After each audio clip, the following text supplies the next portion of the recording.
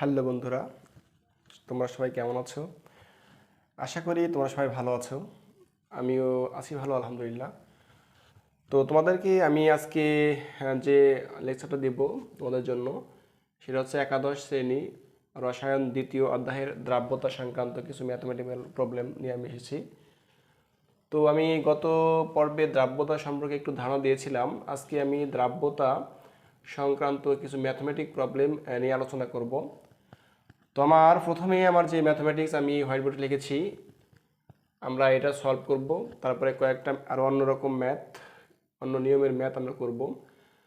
তো আমরা এই দ্রাব্যতার প্রথম যে ম্যাথটা লিখেছি সেটা হলো, দেখতে পাচ্ছ যে 30 ডিগ্রি সেন্টিগ্রেড তাপমাত্রায় 110 মিলিলিটার সম্পৃক্ত জলীয় দ্রবণে 1.15 আপেক্ষিক গুরুত্বের কোনো পদার্থের 20.7 গ্রাম দ্রবীভূত আছে। 30 ডিগ্রি সেন্টিগ্রেড তাপমাত্রায় দ্রবের দ্রাব্যতা কত? তো তোমরা দেখতে পাচ্ছ এখানে কয়েকটা বিষয় রয়েছে। একটা বিষয় হচ্ছে আমাদের এত আপেক্ষিক গুরুত্ব।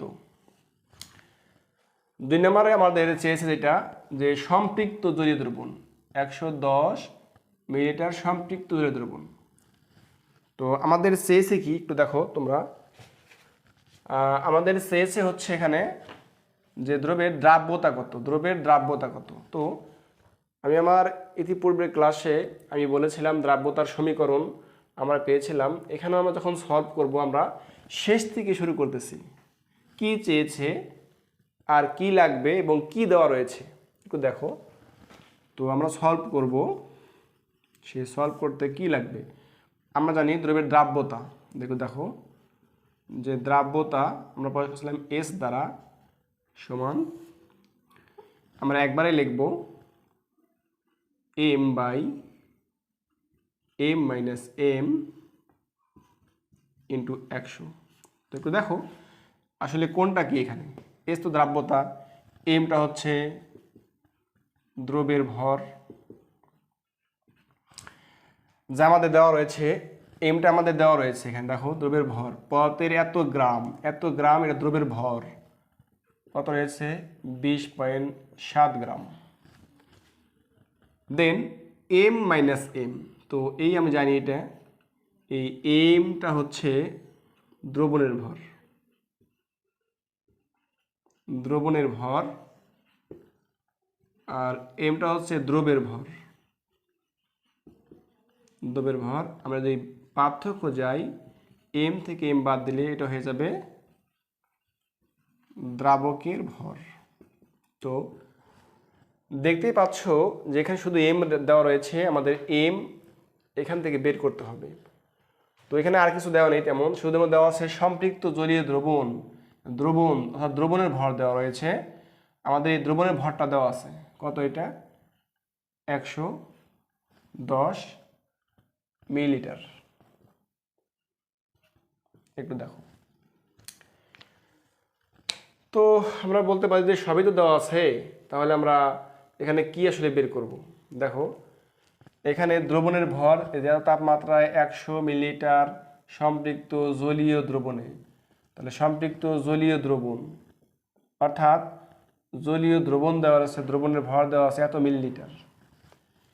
কিন্তু এক লক্ষণীয় বিষয় দেখো, দেওয়া আছে মিলিলিটার, কিন্তু আমাদের এই ম্যাথ যখন করব এই সবগুলোই আমাদের আনতে হবে গ্রামে, এটাও গ্রাম এটাও গ্রামে। কিন্তু লক্ষণীয় আমাদের দেওয়া রয়েছে দ্রবের ভর মিলিলিটার, আবার দেওয়া রয়েছে আপেক্ষিক আমাদের গুরুত্ব। তো এখান থেকে আমরা মূলত এমএল থেকে আমরা গ্রামে নিয়ে আসবো কিভাবে, দেখো তোমরা সবাই। তো প্রথমে আমরা এই আপেক্ষিক গুরুত্বকে আমাকে ভাঙতে হবে। আসলে আপেক্ষিক গুরুত্ব কী জিনিস জানতে হবে। একটু দেখো, আমরা জানি যে কোন দ্রবণের আপেক্ষিক গুরুত্ব সমান দ্রবণটির, মানে ওই পদার্থটির কি আমরা বলতে পারি যে পদার্থটির, একটু লক্ষ্য করো, পদার্থটির ঘনত্ব, আমরা ঘনত্ব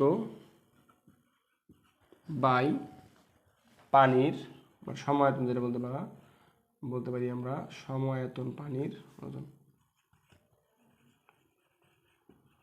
সমায়ত পানির যেটা আমরা বলি আপেক্ষিক ওজন, যেটা আছে আপেক্ষিক ওজন।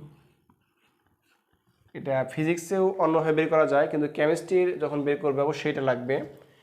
তো আপেক্ষিক গুরুত্ব সমান, মনে রাখবে কোয়েশনটা, যদি এই ম্যাথমেটিক্যাল প্রবলেম এরকম থাকে বের করতে হবে, তাহলে পদার্থটির ঘনত্ব বাই সমায়তন পানির আপেক্ষিক ওজন। এটা মনে রাখবে যে আপেক্ষিক গুরুত্ব আমাদের দেওয়া রয়েছে, আমি মানটা পুট করি 1.15 সমান।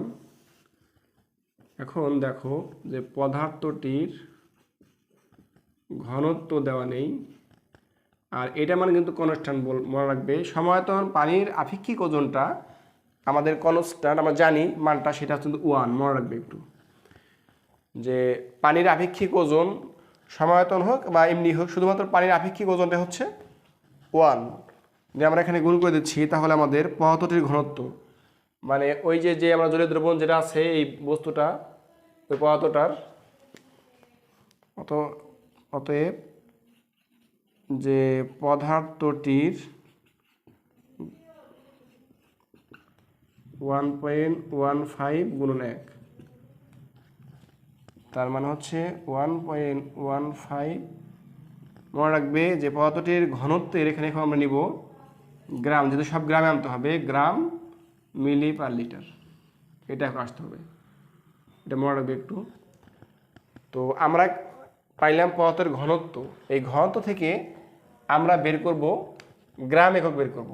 দেখো কিভাবে, তোমরা আবার একটু দেখো, লক্ষ্য করো, আমি আবার বলতেছি কথাটা, সেটা হচ্ছে যে আমাদের দ্রাব্যতা এর সমান এই এম, অর্থাৎ দ্রব্যের ভর গ্রাম এককে অবশ্যই নিতে হবে, গ্রাম এককে, এবং এই এম মাইনাস এম মান হচ্ছে দ্রাবকের ভর, এটাও হতে হবে গ্রাম এককে। কিন্তু আমাদের দ্রাব্যতার মান দেওয়া রয়েছে, দ্রাব্যতা আমাদের বের করতে হবে, আমাদের এম দ্রব্যের ভর দেওয়া রয়েছে এত গ্রাম, কিন্তু দ্রবণের ভর দেওয়া রয়েছে, কিন্তু দেওয়া আছে এককটা হচ্ছে মিলিলিটার, কিন্তু আনতে হবে আমাদের গ্রামে। আবার দেওয়া রয়েছে কি আপেক্ষিক গুরুত্ব দেওয়া রয়েছে। তো আপেক্ষিক গুরুত্ব এবং ওই পদার্থটির সম্পৃক্ত দ্রবণটির আমরা এই ভর থেকে আমরা বের করব গ্রাম এককে ভর বের করব। তো বের করতে হলে আমাদের, আমি জানি সূত্র, তোমার মনে রাখতে হবে এটা, এই সূত্রটা। এখান থেকে আমরা পদার্থটির ঘনত্ব পাইলাম। এখন আমি এখান থেকে দেখো কি বের করতেছি। তো আমরা আবার জানি, দেখো তোমরা সবাই, আবার আমরা জানি কি জানি, ঘনত্বকে দেখো, ঘনত্ব রো সমান এম বাই ভি। তো আমরা এখান থেকে বের করবো এম, দ্রব্যের ভরটা দেখো, এম সমান রো ভি। তো সরি, আমরা এখানে বের করব ভি, বের করব আয়তনটা অ্যাট ফার্স্ট, ভি সমান এম বাই রো। তো এই দ্রব্যের ভর আমাদের দেওয়া রয়েছে 20.7, আর ঘনত্ব আছে 1.15। দেখো একটু, তো এসের 20.7 1.15 পাইলাম। তো তোমরা এটাকে ক্যালকুলেশন করবে, তো ওটাকে ক্যালকুলেশন করলে দেখবে যেটা হয় সেটা হয় মনে হয় 18 মিলিলিটার হচ্ছে, দেখবা 18 মিলিলিটার। তো এটা পাইলাম আমরা শুধুমাত্র এখানে আয়তন। এখন এটা কার পাইলাম, এটা দ্রব্যের আয়তন পাইলাম। দেখো ওই পদার্থটির দ্রব্যের অর্থাৎ দ্রবণের আয়তন পেয়েছি, আর দেওয়া রয়েছে দ্রবণের আয়তন। অতএব দ্রব্যের আয়তন আমরা পাইলাম, আয়তন পেয়েছি আমরা 18 মিলিলিটার। এখন আমরা বের করব, আমাদের লাগবে যে দ্রাবকের ভর লাগবে। তো এই দ্রাবকের ভর আমরা বের করতে চাইলে আমাদের কাজ করবো একটু, দেখো, তো এই দ্রাবকের ভর সমান এই দ্রবণের ভর মানে আয়তন, যেটা সরি, দ্রবণের আয়তন বিয়োগ দ্রব্যের আয়তন, দ্রব্যের আয়তন। আর এটা কিন্তু দেওয়া নাই, এটা আসলে এটা আয়তন হবে, বের করতে হবে।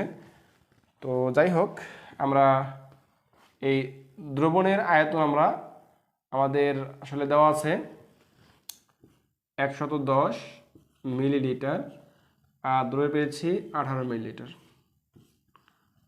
তো হয়তো বিয়োগ করলে এটা হচ্ছে, তোমরা দেখবা বিয়োগ করে কত হয়, 90 সম্ভবত 2 হচ্ছে, এটা হবে তখন গ্রামে হয়ে যাবে মিলিমিটার। তো যখন আমরা দ্রাবকের ভর বের করব আয়তন থেকে, তখন আমাদের গ্রাম হবে। কেন? এটা সূত্র রয়েছে অবশ্যই, আমরা জানি যে 1 মিলিলিটার দ্রবণের কোনো একটা দ্রবণ হতে পারে বা দ্রাবকের ভর হচ্ছে 1 গ্রাম, একটু মনে রাখবা। তাহলে আমরা সবগুলো নিয়েছি মিলিলিটারে, তো এটা মিলিলিটার দেখবা, এটা হচ্ছে মিলিলিটারে, তাহলে বিয়োগ করলে এটাই হবে মিলিলিটার, মানে এটা হবে গ্রামটা। তাহলে 1 মিলিলিটার কোনো দ্রাবকের ভর হচ্ছে 1 গ্রাম, এটা একটু মনে রাখবা। তো এখন আমি যখন পেয়েছি যে দ্রাবকের ভর পাইলাম গ্রাম এককে, আর দ্রবের ভর দেওয়া আছে, আমরা এখন পুট করব মানটা, দেখো কি হচ্ছে। তো আবার বলতেছি, হয়তো বুঝতে পারছো।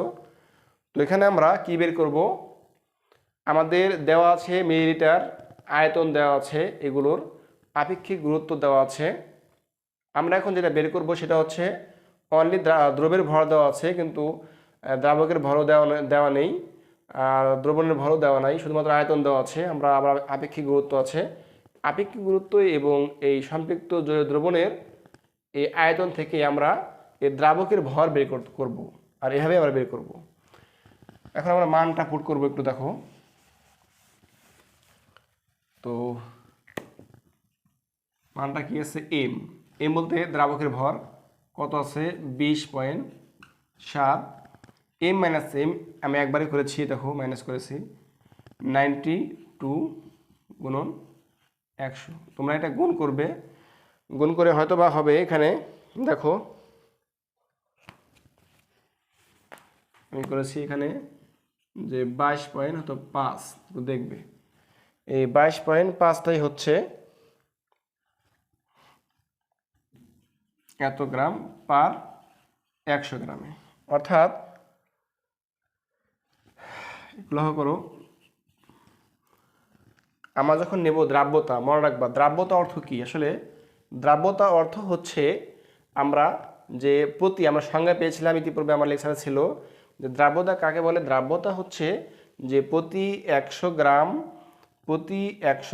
দ্রাবকে দ্রবীভূত, প্রতি 100 গ্রাম দ্রাবকে যত গ্রাম দ্রবীভূত হয় তার পরিমাণকে বলা হয় দ্রাব্যতা। তাহলে এটা অর্থ হচ্ছে, এটা অর্থ কি, এর অর্থ হচ্ছে যে দ্রাবক হচ্ছে 100 গ্রাম, দ্রাবকের মধ্যে যদি আমি 22.5 গ্রাম দ্রব্য দেই, তাহলেই এই যে দ্রবণটা তৈরি হবে, এই দ্রবণটা হবে সম্পৃক্ত দ্রবণ। আমি ইতিপূর্বে বলেছিলাম ইতিপূর্বের ক্লাসে, যা তোমরা দেখোনি অবশ্যই দেখে নিবে। তো দ্রাব্যতা হচ্ছে প্রতি 100 গ্রাম দ্রাবকে যত গ্রাম দ্রবীভূত থাকে তার পরিমাণটা হচ্ছে দ্রাব্যতা। তো আমরা এই ম্যাথটা সলভ করলাম এবং আমরা পাইলাম দ্রাব্যতা হচ্ছে 22.5 গ্রাম প্রতি 100 গ্রাম দ্রাবকে। ওকে, তো এইভাবেই ম্যাথগুলো সলভ করবে যদি সমস্যাগুলো আসে। তো আমি একটা নেক্সট অঙ্ক যাচ্ছি, দেখো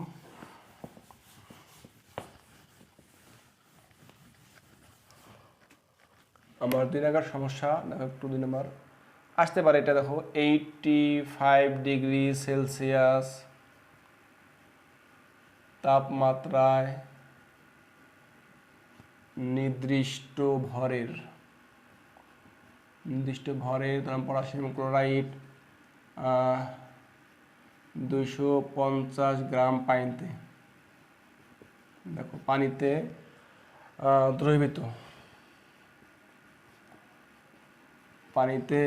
দ্রবীভূত, দ্রবীভূত করে সম্পৃক্ত দ্রবণ প্রস্তুত করা হলো। এই দ্রবণকে শীতল করে, যে আমি 20 ডিগ্রি সেন্টিগ্রেড নামানো বা এত তাপমাত্রায়, সেন্টিগ্রেড তাপমাত্রায় তাপমাত্রায় নিয়ে এলে কি পরিমাণ পটাশিয়াম ক্লোরাইড অধিক্ষিপ্ত হবে? দেখো, অধক্ষিপ্ত হবে। তো এখানে দেওয়া আছে, আমাদের দেওয়া থাকবে যেমন 85 সেন্টিগ্রেড, ও দেওয়া আছে আমাদের 20 ডিগ্রি, দেখো 20 ডিগ্রি ও 20 ডিগ্রি সেন্টিগ্রেড তাপমাত্রায় দেওয়া আছে দ্রাব্যতা যথাক্রমে আমার দেওয়া থাকবে। তাপমাত্রা মনে করো দ্রাব্যতা পরিমাণ ধরলাম দেওয়া রয়েছে, এটা 53.5 ও 34.0। একটু মনে রাখবা, এত সবগুলাই গ্রাম পার 100 গ্রাম, এটা। তো এই সবগুলো দুটাই এরকম একই অবস্থা হবে। এটা কোশ্চেন, তো একটু লক্ষ্য করো। তো আমাদের এই গাণিতিক টার্মটা অনেক ইম্পর্টেন্ট। কি বলেছে এবং কি চেয়েছে? 85 ডিগ্রি সেন্টিগ্রেড তাপমাত্রায় নির্দিষ্ট ভরের পটাশিয়াম ক্লোরাইড 250 গ্রাম পানিতে দ্রবীভূত করে সম্পৃক্ত দ্রবণ প্রস্তুত করা হলো। একটু লক্ষ্য করো। তো আমাদের তাপমাত্রা ছিল 85 ডিগ্রি, যখন আমি বলেছিলাম এটি পড়বে যে তাপমাত্রা বাড়লে কোনো একটা পদার্থের দ্রাব্যতা, অর্থাৎ এই পদার্থটা আমরা সম্পৃক্ত করতে বেশি পরিমাণ দ্রব্য প্রয়োজন হবে। তো একটা বস্তুর বা নির্দিষ্ট পটাশিয়াম ক্লোরাইড এর সম্পৃক্ত দ্রবণ তৈরি করতে, দেখো 250 গ্রাম পানি অর্থাৎ দ্রাবক, আর আমাদের দ্রবণ ছিল কত, দেখো এখানে করে সম্পর্ক দ্রবণ তৈরি করা হলো। বলছে এখানে 85 তাপমাত্রা, এত ডিগ্রি সেন্টিগ্রেড তাপমাত্রায় নির্দিষ্ট ভরের পটাশিয়াম ক্লোরাইড 250 গ্রাম পানিতে দ্রবীভূত করে সম্পৃক্ত দ্রবণ তৈরি করা হলো। এখন এই সম্পৃক্ত দ্রবণ তৈরি করতে নিশ্চয়ই কিছু দ্রাবক লেগেছে। যেই পরিমাণ দ্রাবক লেগেছে, এখন যদি এই বস্তুটাকে অর্থাৎ এই অবস্থায় যে তাপমাত্রা কমানো হয়, অর্থাৎ শীতল করে 20 ডিগ্রি সেন্টিগ্রেড তাপমাত্রা যদি নামিয়ে আনা হয়, তাহলে কি পরিমাণ KCl অধিক্ষিপ্ত হবে? আমরা জানি তাপমাত্রা ছিল এখানে 85 ডিগ্রি সেন্টিগ্রেড, এখন তাপমাত্রা নামিয়ে নিয়ে এসেছি 20। আমরা জানি এই তাপমাত্রায় ছিল সম্পৃক্ত দ্রবণ, অর্থাৎ এখানে কি রয়েছে? এখানে অবশ্যই তুমি জানো যে দ্রব প্লাস দ্রাবক রয়েছে। তো আমার তাপমাত্রা যখন নামিয়ে আনা হবে, তো এটা তো অবশ্যই সম্পৃক্ত। এই দ্রবণটা তাপমাত্রা আমি নামিয়ে এনেছি, তাহলে এখানে যে পরিমাণ দ্রব পাওয়া যাবে, তাহলে আমাদের মনে করো 250 গ্রাম দ্রাবকে আমাদের যে পরিমাণ দ্রব লাগবে, তাপমাত্রা কমিয়ে আনলে এই পরিমাণ ওই দ্রবণটাকে বা ওই বস্তুটাকে পদার্থকে সম্পৃক্ত করতে আর ওই পরিমাণ দ্রব্য প্রয়োজন হবে না, আর দ্রবণটা তখন কি হবে? অধিক্ষিপ্ত হয়ে যাবে। এখন আমরা ওইটাই বের করব, যখন 85 ডিগ্রি সেন্টিগ্রেড তাপমাত্রা ছিল, এই তাপমাত্রা থেকে যখন আমরা 20 ডিগ্রিতে নামিয়ে নিয়ে আসবো, তখন আমাদের অতিরিক্ত কিভাবে কতগুলো দ্রব্য দ্রবীভূত বা অধিক্ষিপ্ত হয়েছে আমরা এটা বের করব। তো এখানে লক্ষণীয়, একটু লক্ষ্য করো যে আমরা কি বলছি, এখানে কি লাগবে আমাদের। তো আমাদের কি দেওয়া রয়েছে? আমাদের দেওয়া আছে, এখন সলভ করব, একটু লক্ষ্য করো আমাদের কি কি দেওয়া আছে। এখানে দেওয়া আছে মেইনলি যে 85 ডিগ্রি সেন্টিগ্রেড তাপমাত্রায় KCl এর দেওয়া আছে দ্রাব্যতা। আসলে দ্রাব্যতা বলতে কি কি দেওয়া আছে দেখো, এই 53.5 গ্রাম পার 100 গ্রাম। আবার দেওয়া আছে এখানে যে 20 ডিগ্রি সেন্টিগ্রেড তাপমাত্রা এর দ্রাব্যতা দেওয়া আছে 34.0 গ্রাম পার 100 গ্রাম। আসলে মনে রাখবা, দ্রাব্যতা মানেই হচ্ছে যে প্রতি 100 গ্রামে কি পরিমাণ দ্রব্য মিক্সড করে বা যুক্ত করে একটি সম্পৃক্ত দ্রবণ তৈরি করবা, তার পরিমাণ হচ্ছে দ্রাব্যতা। তাহলে এখানে যেটা থাকবে দেওয়াটা, ওটা হচ্ছে দ্রব্য। এই দ্রব্যটা আমাকে যদি সম্পৃক্ত করতে চাই, কত গ্রাম দ্রাবক লাগবে? 100 গ্রাম। একই অবস্থা 34 গ্রাম দ্রব্য, 34 গ্রাম দ্রব্য যদি দ্রাব্যতা বের করতে চাই, দ্রাব্যতা কত হবে? এত গ্রাম দ্রব্যের জন্যে এত গ্রাম দ্রবকে যদি দ্রবীভূত করতে চাই বা সম্পৃক্ত দ্রবণ তৈরি করতে চাই, কত গ্রাম দ্রাবক লাগতেছে? 100 গ্রাম। মানে 100 গ্রামে 34 গ্রাম দ্রব্য লাগবে। এখানে 100 গ্রামে 53.5 গ্রাম যদি আমার দ্রব্য লাগবে, এটা হচ্ছে সম্পৃক্ত দ্রবণ বা দ্রাব্যতা, সম্পৃক্ত দ্রবণ বা দ্রাব্যতা।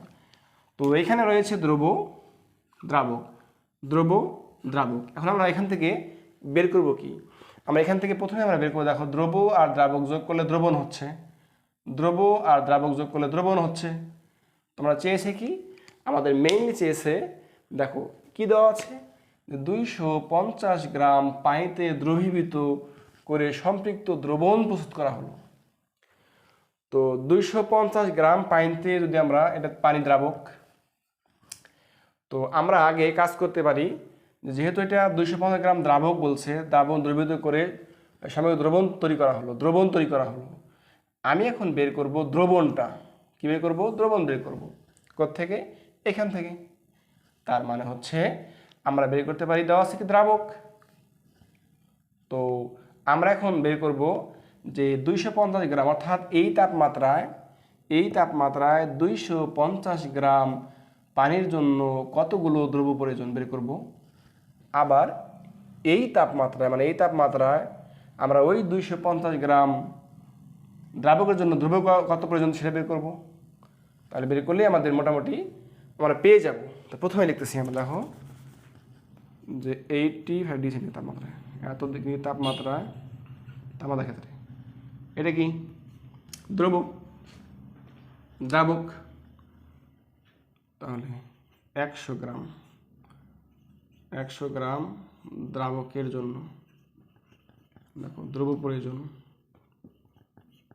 মানে সম্পৃক্ত দ্রবণ, দ্রব্য প্রয়োজন কত গ্রাম? 53.5 গ্রাম। অতএব 1 গ্রাম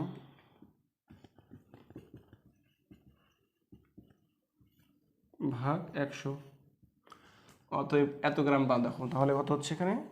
250 গ্রাম জন্য প্রয়োজন হচ্ছে 53.5 গুণন 250 ভাগ 100, এত গ্রাম। তো তোমরা এটা ক্যালকুলেশন করে বের করো। তো আমি একটু দেখি, আসলে এর জন্য দরকার হচ্ছে 250 ভাগ 53, হ্যাঁ এটা হয়তো হবে 133। তোমরা বের করে দেখবে 75 গ্রাম আমাদের দ্রব্য প্রয়োজন। লক্ষ্য করো, তো আমাদের সাধারণত 85 ডিগ্রি সেন্টিগ্রেড তাপমাত্রায় আমাদের 200 গ্রাম দ্রাবকের জন্য বা পানির জন্য আমাদের কত গ্রাম দ্রব্য প্রয়োজন হচ্ছে আমরা বের করলাম, যে আমাদের দ্রব্য প্রয়োজন হচ্ছে 133.75 গ্রাম। ওকে, আমরা নেক্সট বের করব।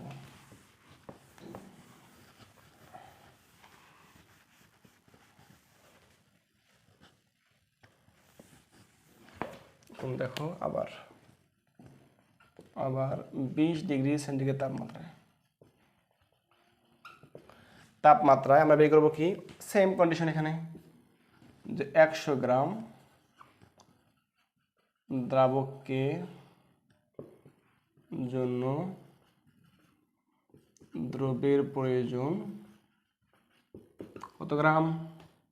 34 গ্রাম।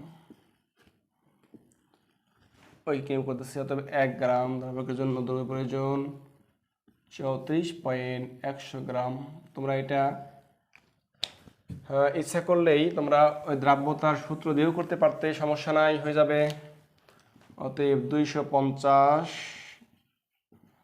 প্রয়োজন হচ্ছে 34 গুণন 250 ভাগ 100 গ্রাম।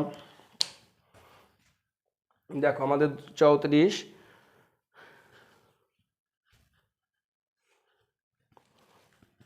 একটু তোমরা ক্যালকুলেশন করবে, হয়তো এটা হবে আমাদের কাটারি দিই আমরা, মানে 85 গ্রাম হবে, সম্ভবত দেখবে একটু তোমরা। তো আমাদের এটা হবে 85 গ্রাম দ্রাবক প্রয়োজন হচ্ছে।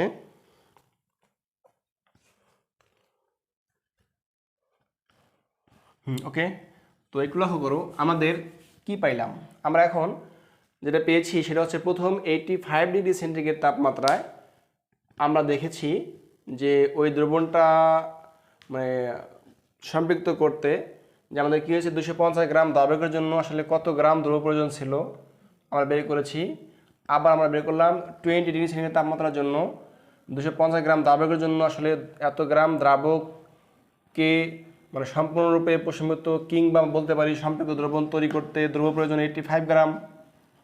আর আগে তাপমাত্রা ছিল আমার দ্রবণটা হচ্ছে 133 গ্রাম পর্যন্ত, দেখো কত বেশি ছিল, এখন কমে গেছে।